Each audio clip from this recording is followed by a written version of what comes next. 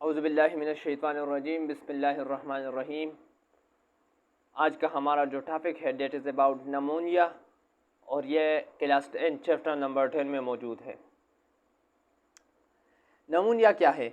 Pneumonia की define हम इस तरह करते हैं कि it is an inflammation in lungs. Lungs में सोजन। इन्फ्लेमेशन का क्या मतलब है? इन्फ्लेमेशन का मतलब सोजन हो जाना। It is an inflammation in lungs due to infection in alveoli.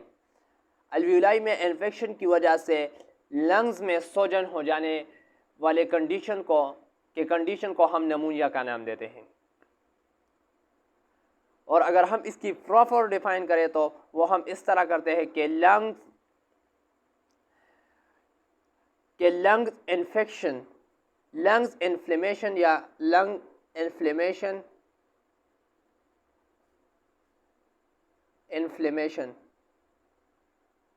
lungs inflammation caused by bacterial or viral infection। Lungs में सोजन हो जाना किस वजह से? या तो वो बैक्टीरिया की वजह से कास होगा, बैक्टीरिया की वजह से, या फिर वो कास होगा वायरस की वजह से। और जिसमें क्या होगा? In which the infected area fills with pus. जिसमें जो इन्फेक्टेड एरिया होगा वो पिल्स हो जाएगा, वो भर जाएगा पस से, वो पस से भर जाएगा। और अगर हम इसकी केसेस देखें तो बेसिकली नमूनिया वो 3 तरह का होता है। नमूनिया की 3 मेजर केसेस है, नमूनिया की 3 मेजर केसेस है। या तो ये बैक्टीरिया की वजह से कास होगा, या वायरस की वजह से, और या फंगल इन्फेक्शन की वजह से। कौन से बैक्टीरिया जो है वो नमूनिया को कास करते हैं? तो डेट इज स्ट्रेप्टोकोकस बैक्टीरिया।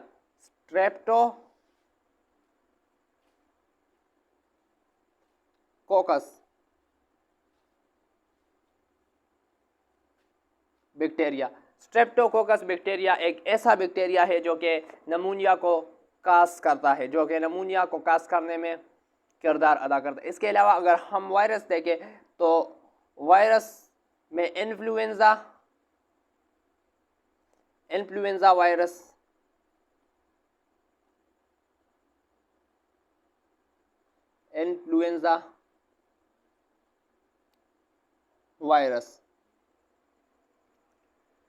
में इन्फ्लुएंजा वायरस नमूनिया को कास करने में किरदार अदा करते हैं।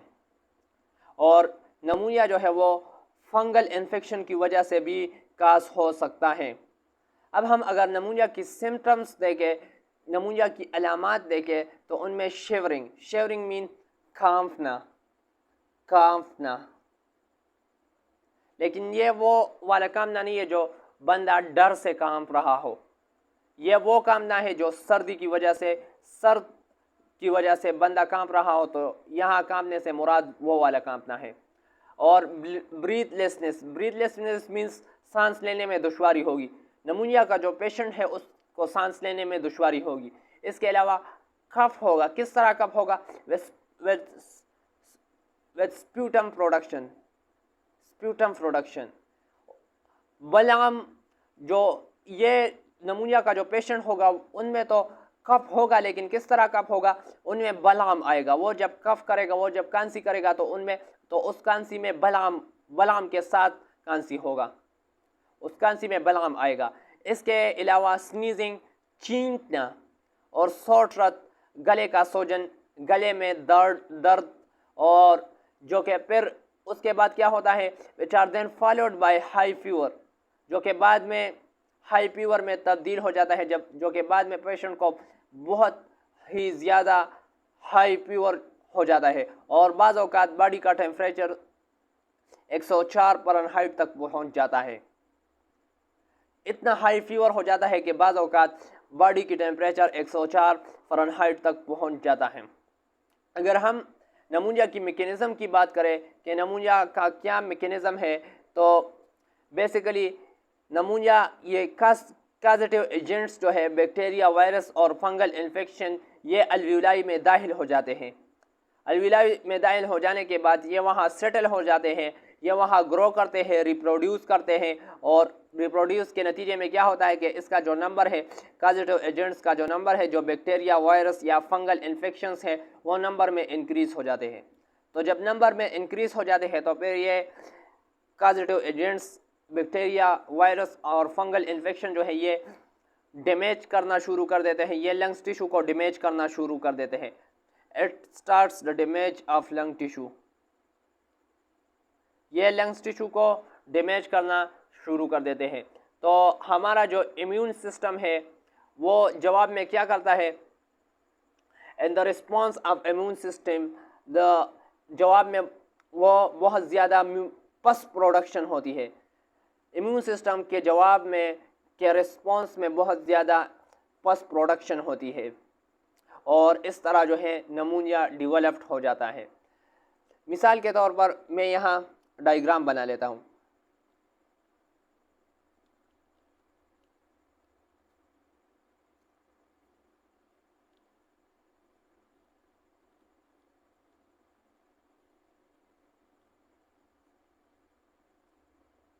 ये अल्वियोलाई है, और जब यहाँ काजेटिव एजेंट्स, मिसाल के तौर पर ये काजेटिव एजेंट्स दाखिल हुए, तो जब काजेटिव एजेंट्स यहाँ दाखिल हो जाते हैं तो ये रिप्रोड्यूस करते हैं, इस तरह ये नंबर में बढ़ जाते हैं, और जब नंबर में बढ़ जाते हैं तो फिर क्या होता है, तो ये डैमेज करना शुरू कर देते हैं, लंग्स टिश्यू जो है उसको डैमेज करना शुरू कर देते हैं।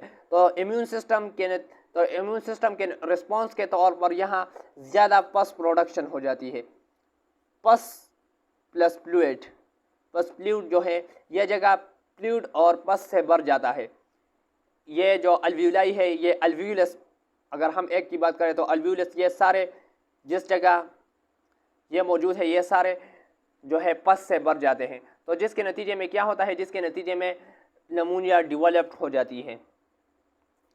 और इसके ट्रीटमेंट में हम क्या यूज़ करते हैं, तो इसके ट्रीटमेंट के लिए हम एंटीबायोटिक्स का इस्तेमाल करते हैं। एंटीबायोटिक्स बेसिकली ये एक ऐसा मेडिसिन है जो कि it is a medicine that inhibits the growth, it is a medicine that inhibits, जो क्या करता है, जो रोकता है। इनहिबिट्स मीन्स रोकता, that inhibits the growth of, that inhibits the growth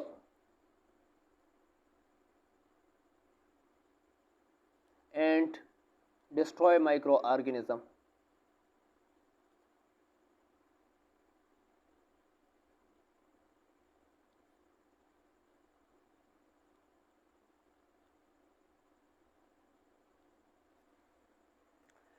Jin microorganisms ने नमूनिया काज किया है तो ये क्या करेगा, एंटीबायोटिक्स का इस्तेमाल उन माइक्रो ऑर्गेनिजम्स के ग्रोथ को रोक लेगा और उन्हें डिस्ट्रॉय कर लेगा, उन्हें ख़त्म कर देगा। तो नमूनिया का ये काम है। इसके बाद बेसिकली एंटीबायोटिक्स का इस्तेमाल हम, अगर नमूनिया बैक्टीरिया की वजह से काज हो तो उसके इलाज के लिए हम एंटीबायोटिक्स का इस्तेमाल करते हैं।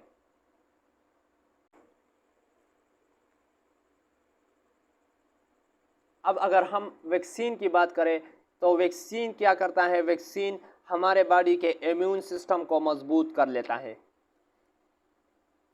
इम्यून सिस्टम को वो मजबूत कर लेता है, स्ट्रांग कर लेता है, जिसके नतीजे में क्या होगा, हमारा बॉडी का इम्यून सिस्टम जो है वो डिजीज़ कासिंग एजेंट्स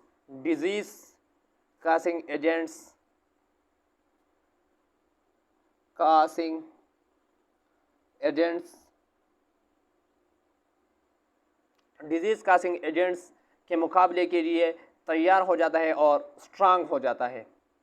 तो वैक्सीन का ये काम है अगर हम वैक्सीन का इस्तेमाल करेंगे। इसके बाद अलावा एंटीवायरल बेसिकली एंटीबॉडीज़, जिस तरह हमने एंटीबॉडीज़ पढ़ा तो इस तरह एंटीवायरल जो है वो इनहिबिट करता है द ग्रोथ ऑफ वायरस, ये इनहिबिट करता है, ये रोकता है, वायरस के ग्रोथ को रोकता है और डिस्ट्रॉय कर लेता है इसे, ये इसके ग्रोथ को रोकता है और दूसरी बात ये कि ये इसे डिस्ट्रॉय कर लेता है एंटीवायरल। तो जिसके नतीजे में क्या होगा, जिसके नतीजे में नमूनिया जो है वो रिजॉल्व हो सकती है। अब अगर हम टाइप्स की बात करें, नमूनिया की टाइप्स के बारे में देखें, तो बेसिकली नमूनिया 3 तरह का होता है। अगर नमूनिया ने दोनों लंग्स को इन्फेक्ट किया है, if the नमूनिया infects the both lungs, infect the both lungs,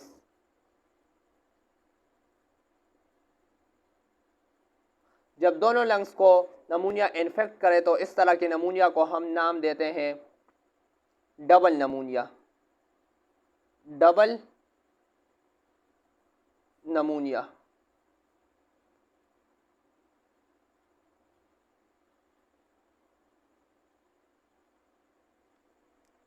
अगर सिंगल लंग को इन्फेक्ट करे, if the नमूनिया infect the single lung,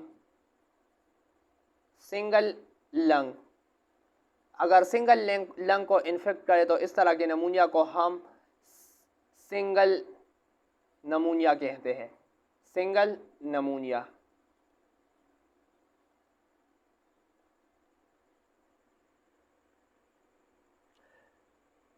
और अगर नमूनिया जो है वो इन्फेक्ट करे एक लोब्स को या सर्टन लोब्स को, if the नमूनिया infect the certain lobes, तो इस तरह के नमूनिया को हम लोबर नमूनिया कहते हैं, लोबर नमूनिया।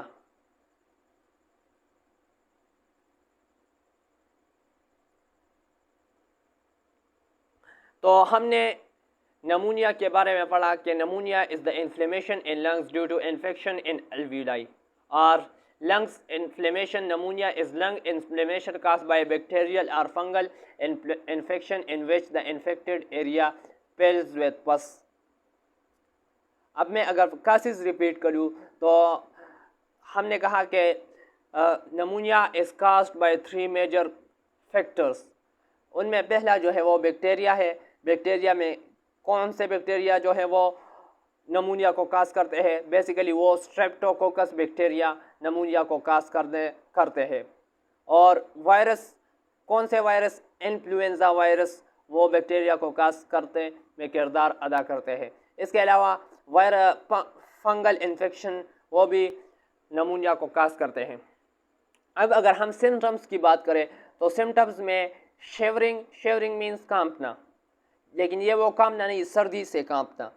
ब्रीथलेसनेस, सांस लेने में दुश्वारी। कफ विद स्प्यूटम प्रोडक्शन, बलगम के साथ खांसी और स्नीजिंग, चीखना। गले का ख़राश, और जो कि बाद में हाई फीवर में तब्दील हो जाता है, which are then followed by high fever. और बाज़ औक़ात ये फीवर जो है ये इतना हाई हो जाता है, इतना ज़्यादा हो जाता है कि बॉडी का टेम्परेचर वो 104 डिग्री फ़ारेनहाइट पर चला जाता है। इसकी मैकेनिज़्म के बारे में हमने पढ़ा कि कॉजेटिव एजेंट्स वो अल्वेओलाई में दायर हो जाते हैं और वहाँ सेटल हो जाते हैं। ये वहाँ ग्रो करते हैं, रिप्रोड्यूस करते हैं, और रिप्रोड्यूस के नतीजे में इनका जो नंबर है, कॉजेटिव एजेंट्स का जो नंबर है, बैक्टीरिया, वायरस और फंगल इन्फेक्शन का जो नंबर है, वो नंबर में इंक्रीज़ हो जाते हैं। और जब ये इंक्रीज़ हो जाते हैं तो ये कॉजेटिव एजेंट्स लंग्स टिश्यू को डैमेज करना शुरू कर देते हैं। तो इम्यून सिस्टम के रिस्पॉन्स में इन्फेक्टेड रीजन्स वो पस से फिल हो जाता है और नमूनिया जो है वो डेवलप हो जाता है। अब हमने ट्रीटमेंट की बात की कि we use antibiotics, vaccines and antivirus medicine for the treatment of pneumonia. हम नमूनिया के ट्रीटमेंट के लिए एंटीबायोटिक्स, वैक्सीन और एंटीवायरस जैसे मेडिसिन का इस्तेमाल करते हैं। तो हमने फिर पढ़ा कि टाइप्स के बारे में कि अगर नमूनिया ने दोनों लंग्स को इन्फेक्ट किया है तो इस तरह के नमूनिया को हम डबल नमूनिया का नाम देते हैं। अगर नमूनिया ने सिंगल लंग को इन्फेक्ट किया है तो इस तरह के नमूनिया को हम सिंगल नमूनिया कहते हैं। और अगर नमूनिया ने लोब्स को सर्टन लोब्स को इन्फेक्ट किया है तो इस तरह के नमूनिया को हम लोबर नमूनिया कहते हैं। मिसाल के तौर पर मैं यहाँ लंग्स बना लेता हूँ। बेसिकली सारे जो एनिमल्स हैं उनमें 2 लंग्स मौजूद है। अगर नमूनिया ने 1 2 3 1 and 2, अगर नमूनिया ने एक लंग्स को इफ़ेक्ट किया है, एक लंग में नमूनिया है, तो इस तरह के नमूनिया को हम सिंगल नमूनिया का नाम देंगे, सिंगल नमूनिया।